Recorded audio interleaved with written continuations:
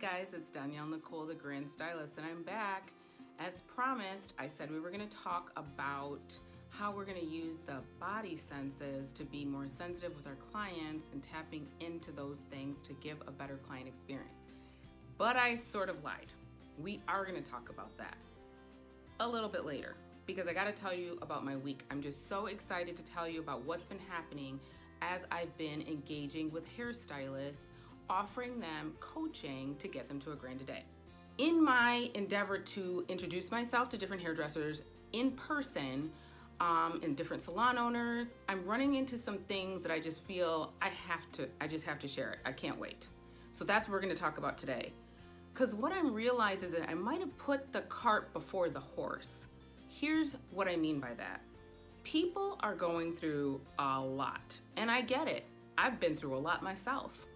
And so with that said, sometimes people are dealing with so much, they're not emotionally and mentally even there to accept the idea of abundance or growing or making more money in a day. There's so many mental and emotional blocks that you sort of even can't get through to begin that conversation.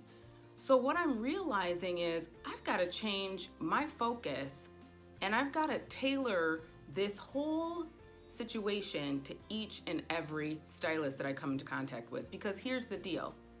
If we can't get to an abundant mindset and an optimistic mindset and believe in possibilities and dream bigger, we're just like talking to a wall and we're not going to get through. And that's not what I'm about. I want to talk to people who either realize that there are abundance blocks that they have to work through, or that they're already naturally open to abundance. There's some people that they honestly think money is evil. They think that rich people are filthy. They say things like, oh, they're filthy rich. You know they got money. That's like a bad thing. I get it. I mean, I grew up in a little small town, a farming community, where I would overhear adults saying things like that. They'd be like, well, you know, they're buying that big old house in the whatever. And it's like, I always thought as a kid, like, well, that's really weird. They're making it sound like they're bad people. And well, they're going on another vacation. They bought a plane. And I never understood why that made them bad. Now I get that I get the whole money is the root of, not money is the root of all evil, but the love of money. But the Bible also says that money is a protection.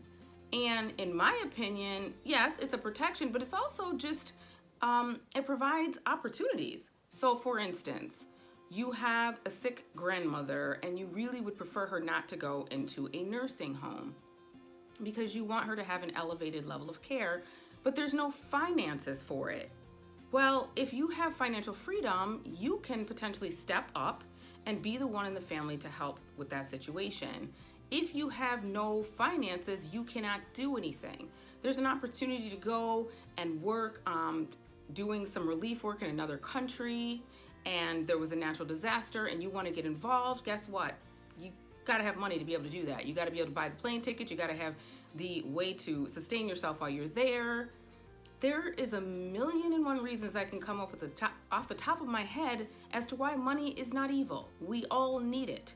But I heard some pretty strange things in my conversations with stylists just in the last week that made me think, okay, we need to address this because we're not even at a place where we can start using tips, tricks, and techniques that work to grow your day to a grand a day if your abundance mindset is nowhere to be found because you have a really negative emotional relationship with money. Now, I know what that looks like because I used to be very close to someone who used to make the statement on the regular, I hate money.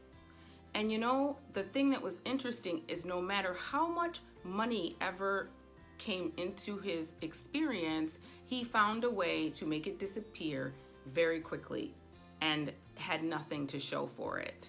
So I get it. We all are carrying a bunch of baggage from wherever, but recognizing it and working on it and trying to release it to have a more grateful, appreciative, abundant mindset is where it all starts. If we can't get there talking about try this trick, try this tip, try this technique, try this script, try this behavior or this new habit, it's not going to work.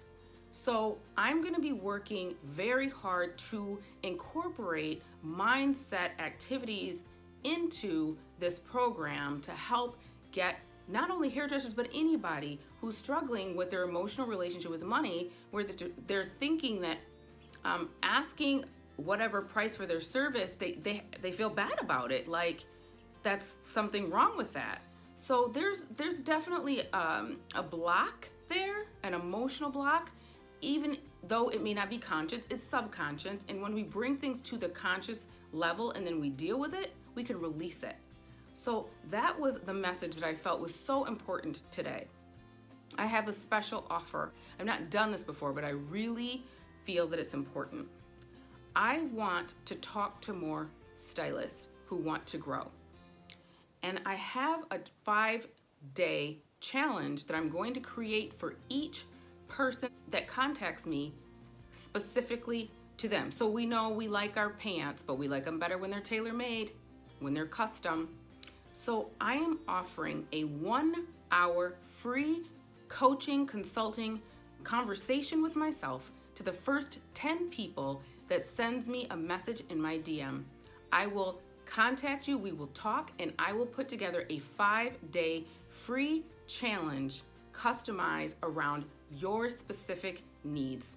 I want to see your results. I want you to see how fast you can monetize by these breakthroughs, and we're gonna work specific to your personality, your challenges, your mindset, and we're going to share at the end of this project, this challenge, with everyone else what the results were. I'm super excited.